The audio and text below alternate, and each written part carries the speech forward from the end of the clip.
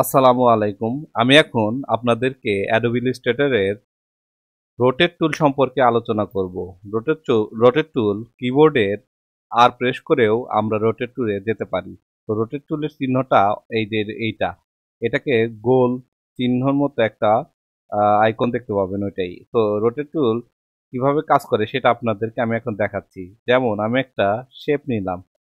কোন এই শেপটাতে আমরা রোটেট টুল মানে রোটেট মানে ঘোরানো। এই শেপটাকে আমি এখন ঘুরাবো। তো ঘুরানোর সময় আমি রোটেট টুল ইউজ করতে পারি। এই কারণে প্রথমে আমি এই শেপটাকে যেটাকে আমি আমি ঘুরাবো সেটাকে সিলেক্ট করে নিলাম। সিলেক্ট করে নেওয়ার পরে রোটেট টুলের উপরে একটা ক্লিক করলাম। দেখবেন যে এই শেপের সেন্টারে একটা বা একটা বিন্দুর মতো যেটাকে বলা হয় সেন্টার বিন্দুর মতো একটা রোটেশন বিন্দু আসবে। এই বিন্দু থেকেই ঘুরবে এটা। তো যেখানে এই সেন্টারটা আসবে এই সেন্টারে এটা আসলে মানে এখান থেকে এটা ঘুরতে থাকবে। তো এইখান থেকে এটা ঘুরতে থাকবে, কিভাবে ঘুরবে সেটা আপনাদেরকে আমি এখন দেখাচ্ছি। তো এইখানে ক্লিক করার পরে আপনার রোটেশন ক্লিক করার পরে এই সেন্টারটা আসবে। এরপর আপনি কিবোর্ডের অল্টার বাটন চাপবেন এবং কিবোর্ডের অল্টার বাটন চেপে মাউসের মাউসের রাইট বাটন ক্লিক করবেন এই বিন্দুটার উপরে। অল্টার বাটন চেপে right button keyboard alter button চেপে মাউসটাকে ক্লিক করবেন। দেখা যাক, দেখেন আপনি কি হয়। এই যে আমি ক্লিক করলাম। দেখার সাথে সাথে একটা উইন্ডো বাটন আসবে। এই উইন্ডো বাটন আপনি এখানে অ্যাঙ্গেল দেওয়া আছে। কত অ্যাঙ্গেল আপনি ঘুরাবেন। যদি আমি 90 ডিগ্রি অ্যাঙ্গেলে ঘুরাই, দেখবেন এর 90 ডিগ্রি অ্যাঙ্গেল প্রিভিউতে দেখাচ্ছে আমি 90 ডিগ্রি অ্যাঙ্গেলে ঘুরে যাচ্ছে। তো এখন আমি এটাকে একটা কপি করে ঘুরাবো। এটা তো থাকবেই, আরেকটা কপি হয়ে ঘুরে যাবে। তো এইটা আমি দেখাচ্ছি। কপি হয়ে ঘুরে যাচ্ছে এই যে। তো দেখলেন আপনারা যে এভাবেই ঘুরানোর কাজ করা হয়। ঠিক আছে? তো এইটাকে শুধু যে এই সেন্টার থেকে ঘুরবে তা না, আপনি যে কোনো জায়গা থেকেও ঘুরাতে পারবেন। যেমন এটাকে যদি আমি এই নিচ থেকে ঘুরাতে চাই, মানে এইটার সেন্টার না থেকে এটার যেকোনো অংশ জায়গা থেকে ঘুরাইতে পারবো। আমি ধরেন এইখান থেকে, মানে এইটা হচ্ছে এর বিন্দু। এই মানে এই যে রোটেশন, প্রথমে এটা সিলেক্ট করে নিলাম, তারপর রোটেশনে ক্লিক করলাম, তারপরে এটার একদম শেষ প্রান্তে একটা ক্লিক করলাম, মানে আমি শেষ প্রান্ত থেকে ঘুরাতে যাচ্ছি। শেষ প্রান্তটা স্থির থাকবে, পুরাটায় ঘুরতে থাকবে চারপাশে। তো তখন যেহেতু চারপাশে ঘুরতে থাকবে, তো তখন আমার কি করতে হবে, তখন আমাকে এই রোটেশন এইখানে একটা বিন্দু, তার প্রথমে এই রোটেশন বিন্দুটা এখানে আসলেও আমাকে এইখানে নিয়ে আসতে হবে। নিয়ে আসার পর আবার একই কাজ করতে হবে। অল্টার চেপে অল্টার চেপে ধরে আমাকে মাউস বাটনটা এখানে ক্লিক করতে হবে এই বিন্দুর উপরে। ক্লিক করলাম, দেখবেন যে 90 ডিগ্রি ঘুরে গেছে, কিন্তু আমি 90 ডিগ্রি চাচ্ছি না, আমি চাচ্ছি 20 ডিগ্রি ঘুরুক। তো 20 ডিগ্রি কপি কপি করে একটা 20 ডিগ্রি ঘুরবে, এই যে ঘুরে গেছে। এরপরে আমার কাজ হলো এইটাকে চারপাশ দিয়ে ঘোরানো। তখন আমি কি করব, কমান্ড ডি দিতে থাকবো। Command D, command D, command D, command D, command D, command D, command D, command D, command D. দেখা গেল যে চারপাশ থেকে এটা ঘুরে গেল। তো এইটাকে এভাবে আমরা একটা ডিজাইন করতে পারি বা বিভিন্ন ক্ষেত্রে ডিজাইনের কাজে এটা লাগে। তো এখন আমি আরেকটা উদাহরণ দিচ্ছি। যেমন আপনারা ভালো করে দেখেন, আমি আরেকটা এটা একটু দূরে থাকলো। সেটা হলো আহ, ধরেন আমি একটা ঘড়ি তৈরি করব। ঘড়ি তৈরি করার জন্য আমার 12টা চারপাশে, ঘড়ি তৈরি করার জন্য 12টা 12 ঘন্টা বানাইতে হবে। 12 ঘন্টা বানানোর জন্য আমাকে যেটা প্রথমে এটাকে আমি 12 ঘন্টা বানানোর জন্য আমি 12টা পয়েন্ট নিয়ে নিব। একটা পয়েন্ট নিয়ে নিলাম। তো এইটা একদম এইটার মাঝামাঝি বরাবর রাখবো। মাঝামাঝি আপনি স্মার্ট স্মার্ট ভিউ যদি দেওয়া থাকে আপনার ইলাস্ট্রেটরে, তাহলে আপনি এটা মাঝামাঝি দেখতে পাবেন। যেমন আমি এখানে দেখতে পাচ্ছি একটা রেখা। তো স্মার্ট ভিউ গাইড দিয়ে দেওয়া হবে। স্মার্ট গাইড দেওয়া থাকলে এটা আপনি দেখতে পাবেন এবং সেই অনুযায়ী এটা রাখতে পারবেন। তো এই যে আমি এটা মাঝামাঝি বরাবর এখন আছে, স্মার্ট গাইডের মাধ্যমে বুঝতে পারলাম, এখানে দিলাম। এটার কালারটা আমি একটু চেঞ্জ করে দিই। কালারটা আমি নীল করে দিলাম। তো এখন এইটাকে আমি আরো 12টা ভাগে ভাগ করব। কিভাবে 12টা ভাগে ভাগ করব, এই সেটাই আমি আপনাদের দেখাচ্ছি। আমাকে যেটা করতে হবে, এইখানে প্রথমে এই যে একটা পয়েন্ট এইটাকে ক্লিক করে তারপরে আমি রোটেশন বাটনটা ক্লিক করলাম। ক্লিক করে দেখা গেল যে এই বিন্দুটা হয়েছে এইখানে, কিন্তু বিন্দুটা লাগবে আমার এইটার মাঝামাঝি। তো যেহেতু স্মার্ট গাইড দেওয়া আছে, স্মার্ট গাইড যে দেওয়া আছে তার দেখাচ্ছে এই যে এখানে স্মার্ট গাইড দেওয়া থাকলে আপনি গাইড অনুযায়ী নিচে নিয়ে আসতে পারবেন।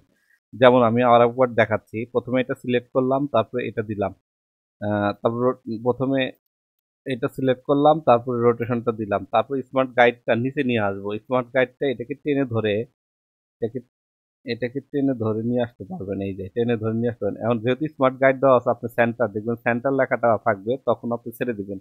দেখবেন এখানে আপনি নিয়ে আসার সাথে সাথে সেন্টার, ওই যে সেন্টার বাটনটা ক্লিক করেছে ওইখানে আমি ছেড়ে দিলাম।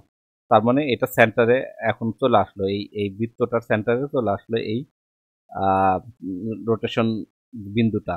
তো এখন আমাকে যেটা করতে হবে, এইটার পুরে ওয়াল্টার চেপে এটার পুরে একটা ক্লিক করতে হবে। অল্টার চেপে এটার পুরে একটা ক্লিক করতে হবে। দেখবেন এখানে যেহেতু পুরা বৃত্তটা 360 ডিগ্রি, 360 ডিগ্রি, তো 360 ডিগ্রিকে আমি 12টা ভাগে ভাগ করব, 12টা ভাগে ভাগ করব। তখন আমি 12টা ভাগে ভাগ করব। তো 12টা পয়েন্ট তৈরি করার জন্য তো ওকে দিলাম, ওকে দিয়ে কমান্ড ডি দেওয়া শুরু করলাম। Command D, command D, command D, command D, command D, command D, command D, command D, command D. দেখেন 1 2 3 4 5 6 7 8 9 10 11 12, 12টা হয়ে গেছে। মানে আমার ঘড়ির কাঁটার ঘড়ির 12 ঘন্টা আমি তৈরি করতে পেরেছি। এভাবে আপনারা এই যে দেখেন, এভাবে আপনারা এই একটা ঘড়িও তৈরি করতে পারলেন, বা কোনো কিছু সমানভাবে মাপ নিয়ে নিতে পারলেন। তো সমানভাবে নেওয়ার জন্য এটা একটা পদ্ধতি।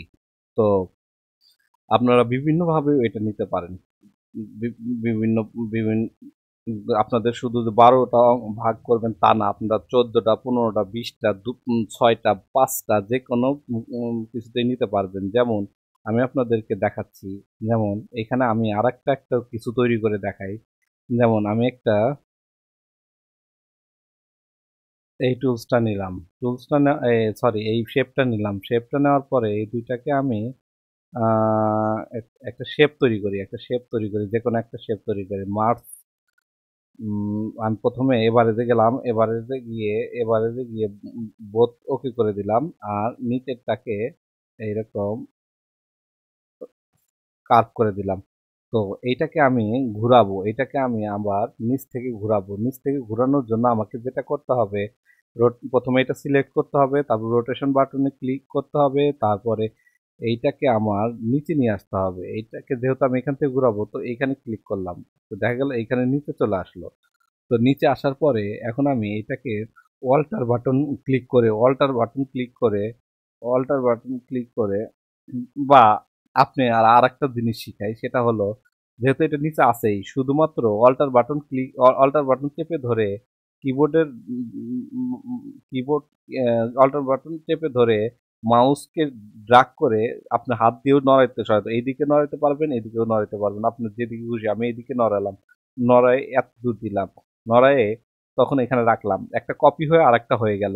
তখন কমান্ড ডি দিতে থাকবেন, command D, command D, command D, দেখবেন আপনারা অটোমেটিকলি চলে আসলো। কিন্তু মিললো না, অটোমেটিকলি চলে আসবে। এভাবেও আপনারা নিতে পারবেন। তো যেহেতু মেলানোর জন্য আপনারা যেটা করতে পারবেন সেটা হলো এখানে নির্দিষ্টভাবে দিয়ে দিতে পারবেন। এখানে ক্লিক করার পরে অল্টার বাটন আবার ক্লিক করলাম, চেপে ধরে এখানে এখানে একটা ক্লিক করলাম। এখানে আবার 360 ডিগ্রিকে আপনারা, আমি ধরেন এখানে 15টা ভাগে ভাগ করব। তো কপি করে ওকে দিলাম, তারপরে কমান্ড ডি দিলাম, command D, command D, command D, command D, command D, command D, command D, command D, command D, দেখুন খাপে খাপে মিলে গেছে। দেখলেন এটি খাপে খাপে মিলে গেছে। খাপে খাপে মিলে গেছে মানে এটার সবগুলো সমান অংশে ভাগ হয়েছে। তো এভাবে আমরা সমান অংশ করে ভাগ করে সুন্দর করে রোটেশন করতে পারবো। তো রোটেশন টুলসটা অনেক কাজের, বিশেষ করে লোগো বা বিভিন্ন ডিজাইন করার ক্ষেত্রে বিভিন্ন অংশকে আমরা এভাবে ভাগ করার কাজেও আমরা বা বিভিন্ন অংশ ঘুরিয়ে ঘুরিয়ে যে ডিজাইনগুলো করা হয় সেগুলো আমরা এই রোটেশন টুলের মাধ্যমে করতে পারবো। তো আশা করি আপনারা বুঝতে পেরেছেন। তো ভিডিওর যে কোনো জায়গায় আপনারা যদি না বুঝতে পারেন সেগুলো আমাকে জানাবেন, আমি আপনাদেরকে বুঝিয়ে দেব।